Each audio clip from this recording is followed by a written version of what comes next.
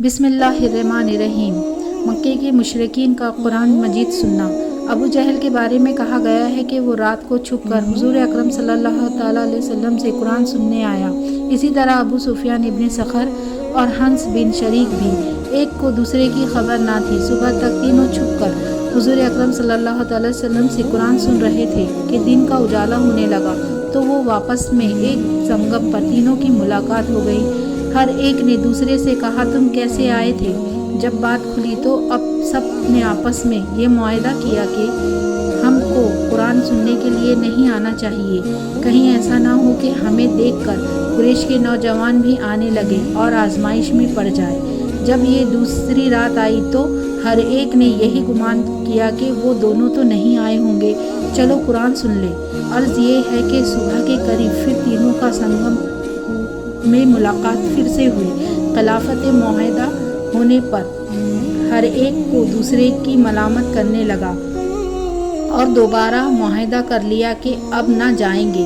سبحان اللہ! قرآن اور بھی محمد صلی اللہ علیہ وسلم کی زبان سے، بھلا ان کو کب سننے سے کون روک سکتا تھا۔ جب تیسری رات آئی تو پھر تینوں حضور اکرم صلی اللہ علیہ وسلم کی مجلس میں پھر آ گئے۔ پھر صبح کے وقت معاہدہ کیا کہ آئندہ سے تو ہرگز نہیں جائیں گے۔ اب حنس بن شریک ابو سفیان بن حرب کے پاس آیا اور کہنے لگا، اے ابو خلیفہ، تمہاری کیا رائے ہے؟ تم نے محمد صلی اللہ علیہ وسلم جو قرآن سنائے اس کے بارے میں کیا کہتے ہیں؟ ابو سفیان کہنے لگا، اے ابو صوبہ، خدا کی قسم میں نے جو باتیں سنی ہیں ان کو خوب پہچانتا ہوں اور اس کا جو مطلب ہے اس کو بھی جانتا ہوں، لیکن بعض ایسی باتیں سنی ہیں جن کا مقصد اور معنی نہ سمجھ سکا۔ تو حنس نے کہا، خدا کی قسم میری بھی یہی حالت ہے۔ پھر حنس وہاں سے چل کر ابو جہل کے پاس آئے اور کہنے لگا، اے ابو جہل، محمد صلی اللہ علیہ وسلم سے جو کچھ سنا تمہارے اس بارے میں کیا رائے ہے اور تم نے کیا سنا؟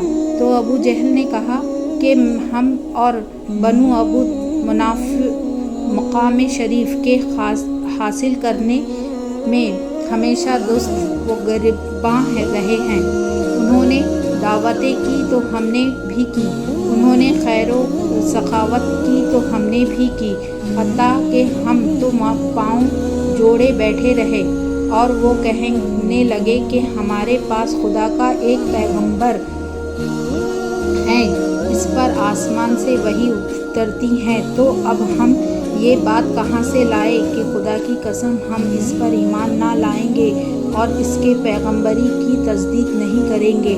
حنس یہ سن کر چلے گئے، افسوس کہ حق کو حق سمجھ کر بھی ایمان لائے اور یوں ہی چھوٹی چوڑاہٹ کی تحفظ میں جہنم کی آگ کا سودا کر بیٹھے۔